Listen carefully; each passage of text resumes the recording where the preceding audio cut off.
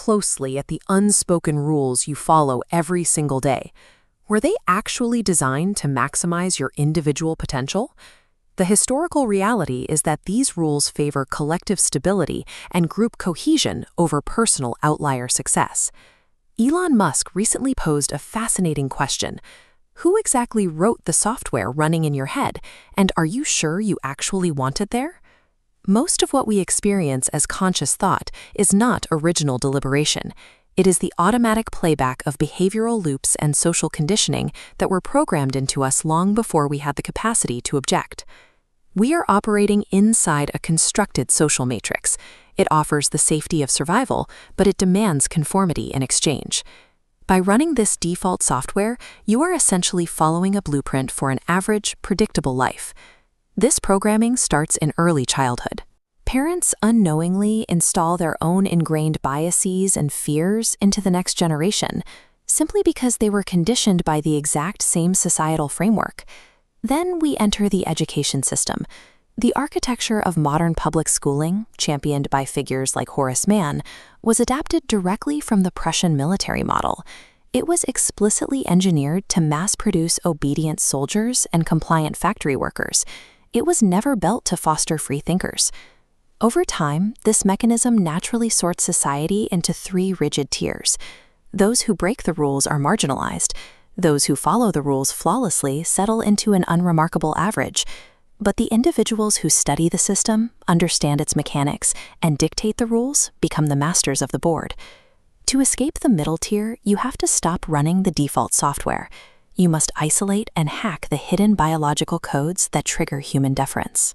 Human interaction operates like an invisible economy.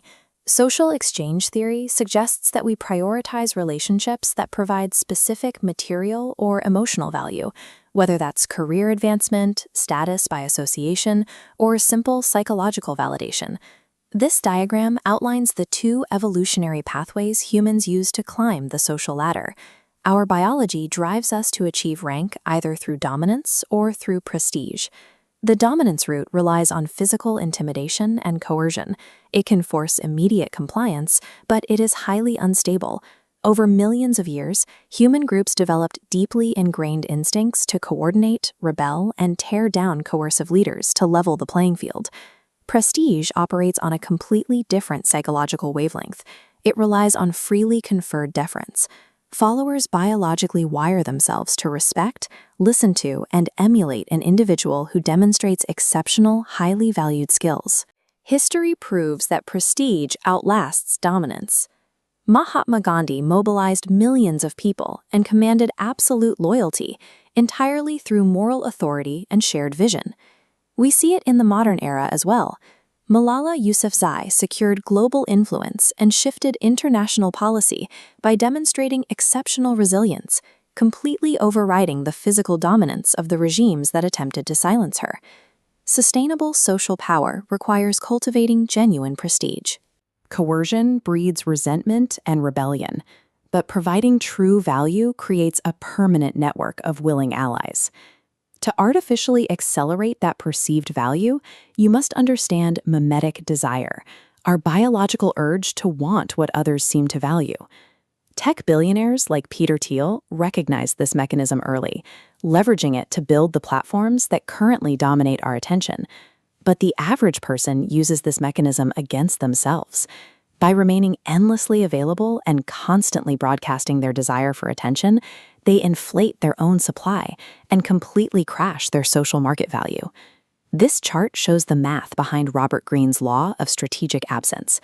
Look at the inverse relationship. As your availability drops along the x-axis, your perceived status and value climb sharply along the y-axis. This is a biological exploit.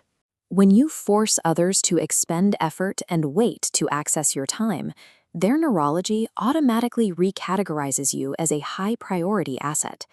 Strategic absence removes you from the bargain bin.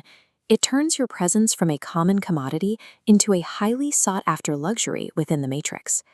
This exact principle of scarcity applies directly to interpersonal communication. Cultivating reticence, speaking less but ensuring your words carry heavy conceptual weight, amplifies your authority in any room. The person who nervously fills every gap in the conversation is constantly leaking information. They expose their insecurities, reveal their bottom line, and willingly surrender their negotiating power to the listener. An intentional silence creates a psychological void. For a socially conditioned mind accustomed to constant noise, a sudden stretch of quiet triggers an immediate, almost physical sense of anxiety. To relieve that tension, the anxious party will almost always rush to fill the void. They will start over-explaining, qualifying their statements, and effectively negotiating against themselves. Remaining comfortable in the quiet establishes you as the focal point of the interaction. It projects a massive aura of competence and control without requiring you to offer a single piece of proof. To rewrite your position in the hierarchy, you must execute 3 rules. Rule 1. Never seek approval. The moment you stop relying on external validation, you neutralize the matrix's primary mechanism for controlling your behavior. Rule 2. Maintain the high-value frame. When tested, do not react emotionally. Absorb the friction with absolute stillness and respond only on your calculated terms. Rule 3. Cultivate the aura of the royal sage. This involves building a level of expertise so specific you become a strategic asset to the hierarchy. When your prestige is high enough, you stop chasing influence and start attracting it from those at the top. Society operates exactly like a massive organism. It effortlessly consumes the anxious, the overly available, and the fearful, but it will instinctively fall into line behind the individual who displays unwavering conviction. It is time to stop playing by the default code and claim your position on the board. Type the word MASTER in the comments to signal your commitment to this shift, and subscribe to Mind Unlock for the next stage of the strategy.